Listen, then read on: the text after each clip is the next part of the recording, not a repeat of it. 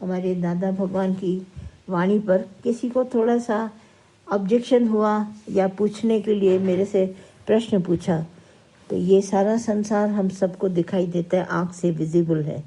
आँख बंद करने पर हमारी को माता कहती थी कहाँ गई सारी दुनिया।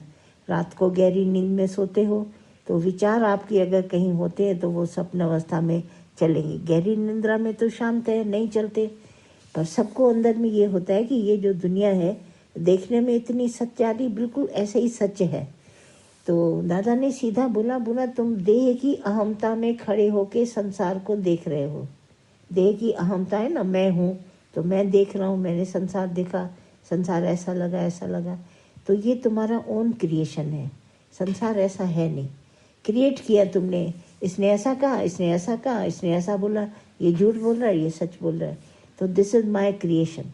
अहमता से जो हम खड़े हैं तो हम क्रिएशन करते हैं और उस क्रिएशन को रचना जैसे अपनी रचना रचते हैं। पर भगवान ने ऐसा कुछ नहीं बनाया, किसी को झूठा और सच्चा नहीं बनाया। हर एक के हृदय में स्वयं परमात्मा बैठा है और कहीं भी सच्चाई और झूठ की बात नहीं है। पर मनुष्य जिसका संग करता है उसी का उसको रंग लगता है। जैसे गुरु का संग करेगा, सत्संग में आया और सतगुरु का सत्संग किया, सुना, तो उसको दादा की वाणी पर बहुत विश्वास अंदर में आया, तो सारे संसार को देखेगा ही अपना स्वरूप करके। तो दादा ने कहा इट इज़ माय रिफ्लेक्शन। जैसे मैं खड़ा हूँ अपनी आत्मा में तो मैं उसी को रिफ्लेक्ट करता हूँ बाहर। तो जो सारा संसार है मुझे प्रभु में दिखाई देगा। अगर मेरे भीतर भगवान है तो बाहर भी भगवान देगा। जैसे हनुमान था, उसकी भक्ति इतनी ऊंची थी, वो राम के सिवाय किसी को याद नहीं करता था, तो उसको सारा जगत ही राम में दिखाई देता था। तो सब लोग देखते थे भाई भगवान की इसकी भक्ति इतनी थी कि हनुमान को राम ही राम दिखाई देता था। दादा ने उसी तरह हम सबको बोला कि ब्रह्म स्वरूप है, सारा का सारा भगवान है सभी जगह, बाकी आकार हम सब ने धारण किए हैं। उसमें सारा ये स्थावर जंगम बोला, सारी सृष्टि है ये, उसमें पशु पक्षी जीव जंतु जितने भी हैं और मनुष्य भी हैं और सब अंदर में रूप धारण किए। पर ये सब रूप है भगवान के, पर ये हमको कभी समझ में नहीं आया। जब गुरु के साथ हम रहे तो हमने एहसास किया इस बात का, भगवान ने अनुभव हमारा जगाया। जैसे हम लोग दूर से दादा बोलते थे, 5 बातें दादा रोज दिखाते थे। मृग तृष्णा का जल और खरगोश के सींग ऐसे, कान ऐसे खड़े हैं जैसे सींग की तरह, और उमारी का चक्र बार बार हम लोग चलाते हैं फुलझड़ी तो आग का जैसे चक्र दिखाई देते हैं, पर ऐसा है नहीं।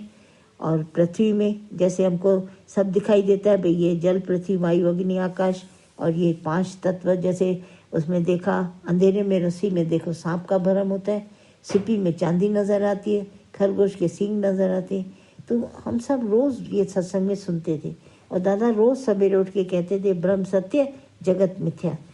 तो जगत मिथ्या का अर्थ हम लोग समझते नहीं थे। जगत तो मिथ्या, दादा ने बोला ये चेंजेबल है, कल एक बात थी तो आज दूसरी, 10 मिनट के बाद फिर तीसरी, फिर उसकी बाद फिर उसकी। ये मन का जगत है, मन जो है बार बार चेंजेबल है, तो ये चेंज करके हमको दिखाता है।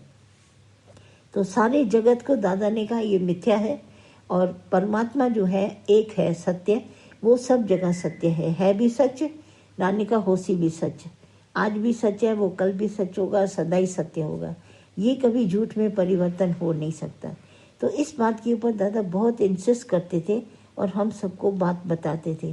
पर संग में रहने से ये ज्ञान हम सबको दादा का आया, वरना हम लोग किताबें पोथी पुस्तक उन्होंने सब कुछ पढ़ा हुआ है, पर पढ़ने से ये ज्ञान नहीं आएगा जब तक गुरु के संग नहीं रहेंगे। गुरु का आकर्षण, गुरु की रहनी, गुरु का वो हमारे को ज्ञान अपनी रहनी में लाना है। तो रहनी में जैसे हमारा सवेरा होता है, रात होती है, दिन होता है, अनेक हमारे लाइफ के ड्रामे निकलते रहते हैं जो हम कर्म से चोला लेके आए हैं, तो उसके हिसाब से हमारे कार्यक्रम भी चलते हैं और ड्रामा भी होता है शरीर का, भाई बहन है, माता पिता है, सभी कुछ है। तो ये हम सबको सच लगते हैं। तो दादा ने यही बोला हम सबको घर में जाके भगवान देखो। तो हम लोगों की दृष्टि पड़ी माता पिता पे भगवान, भाई बहनों पे भगवान। कभी हम लोग उनको देह की दृष्टि से नहीं देखते थे। आकार तो हमको भी आँख से दिखाई देगा, परंतु भाव हमने परिवर्तन किया दादा के ज्ञान से, और भाव डाला कि ये भगवान है। तो भगवान की भावना ने हम सबको जीवन में चेंज दिखाई, करामत दिखाई। तो जो उनके विचार थे, अगर हम क्रोध नहीं करते, विकार नहीं उत्तेजित करते, द्वैत नहीं देखते, तो हमारे द्वैत के भ्रम से सारे विषय विकार शांत हो गए। और ये सब हुआ गुरु के संग से। संगत का हमारे ऊपर असर पड़ा। कहनी तो बहुत ही कुछ है, सभी शास्त्रों में लिखे पड़े हैं, सब लोग पढ़ते हैं, तो अधिक अहमता आती है हम सबको कि अरे बहुत ही अच्छा हमारे को पढ़ा लिखा है, हम इतने पढ़े लिखे हैं, हम इतने शास्त्र पढ़े। पर गुरु के संग से हमारे को ये अभिमान नहीं आता, हमारा मन स्थिर हो जाता है। फ्लक्चुएशन जो हमारे माइंड में होता है वो नहीं होता है, और प्रेम हमारे अंदर जागृत होता है रहने से। जब रहनी हमारे अंदर गुरु का प्रीत जगाती है, तो वो प्रीत हमारे को लेके चलती है संसार में, और हम द्वैत भ्रम से छूट जाते हैं। दादा का कहना मानते हैं, गुरु का कहना भी भगवान है, तो हर जगह भगवान दिखा।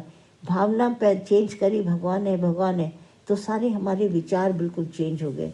तो उन विचारों की खातिर हम लोग ऐसे चले कि वो विचार हमारे जीवन में जैसे आए, तो हमारे भाव का परिवर्तन, हृदय का भाव परिवर्तन हो गया। उस परिवर्तन से हमारे विषय विकार हमेशा के लिए शांत हो गए, कभी उत्तेजित नहीं होते, और कोई ऐसी बात जैसे क्रोध की अनहोनी नहीं समझते। अरे बोला है हुक्म पहचानो, तो जो भी बात हमारे सामने आती है सब हुक्म से होती है। तो हुक्म लेकर हम चले, तो हम आगे बढ़ते गए, और सदैव हमने जहाँ हम फेल्यूर अपने को समझते थे, तो भगवान देखा भगवान देखा, भावपूर्ण भक्ति से हम ऊपर चढ़े। तो गुरु के संग ने हमारा सारी लाइफ चेंज कर दी। ये जो असर है हम सबके ऊपर ज्ञान का, वो दादा की निष्काम सेवा का है। ऐसे ही हमारे गीता भगवान, ऐसे ही हमारी माता, सब ने हमारे साथ मेहनत करी, और उस मेहनत से हम सब चढ़ गए। ये जो सेवा है निष्कामता की, ये हमारे को ऊंची मंजिल पर ले जाती है। और अहमता हम नहीं करते बिल्कुल भी, कहीं भी हमारे को अहम पैदा नहीं होता। और इस अहमता से हम बच करके चले और आत्मनिश्चय किया। आत्मनिश्चय करके हमारे को ऐसा अब सारा जगत जैसे दिखाई देता है भगवान का स्वरूप है। तो गुरु नानक साहब ने बोला, आप सच करोगे तो सारी दुनिया तुमको सच्ची हो जाएगी। बाकी जो अंदर में अहंकार करते हैं, देह अभिमान और धन का, यौवन का, मान मर्यादा का, उसको बोला हिसाब किताब अपने आप प्रकृति देगी, वो काम है प्रकृति का। पर हम परमात्मा के कहने पर चले, गुरु के कहने पर चले, और कभी हम लोगों ने उल्टा सीधा झूठ सच की बात नहीं करी। जो भी होता है दादा ने कहा है बहुत सच है, और होता गया तो पता ही नहीं चला। जीवन ऐसा आ गया जैसे हम आप सच किए सब सच, सारा संसार सच्चा हो गया। और दादा छोटी छोटी बातों पर हमारा ध्यान आकर्षित कराते थे कि मेरा रुमाल भगवान है, मेरी कलम भगवान है, मेरी डायरी भगवान है, मेरी जूती भगवान है, सब भगवान है।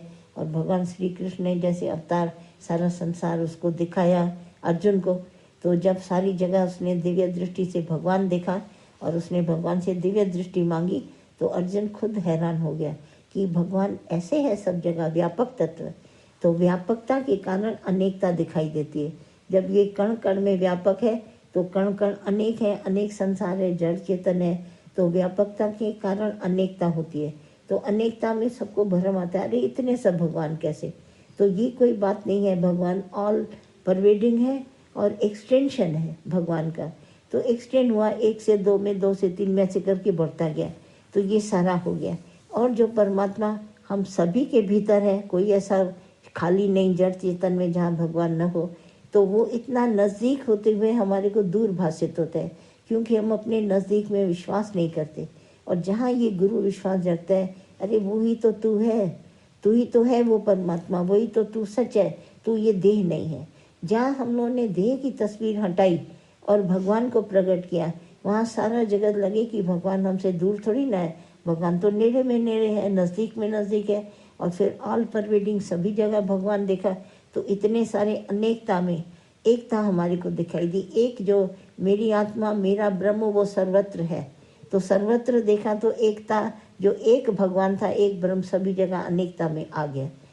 तो दादा मिसाल बहुत देते थे अच्छे अच्छे, और साधारण ग्रस्त के, भाई पापड़ का टुकड़ा तो पापड़ का ही कहलाएगा, रोटी का टुकड़ा रोटी कहलाएगा, तो अलग नहीं है। टुकड़ा रोटी से अलग नहीं है, पापड़ का टुकड़ा पापड़ से अलग नहीं है। ठीक उसी तरह ये हम भगवान से अलग नहीं है। हम आए हैं जन्म हमारे शरीर के खातिर, भगवान ने ये शरीर धारण किया है। ये मेरा और तेरा नहीं, ये प्रभु स्वयं आया है। तो भगवान जैसे प्रकट हुआ है इस रूप में, तो अनेक जड़ चेतन में दादा ने कहा ये भगवान है। और हम अगर विश्वास रखते हैं, संग में दादा के रहे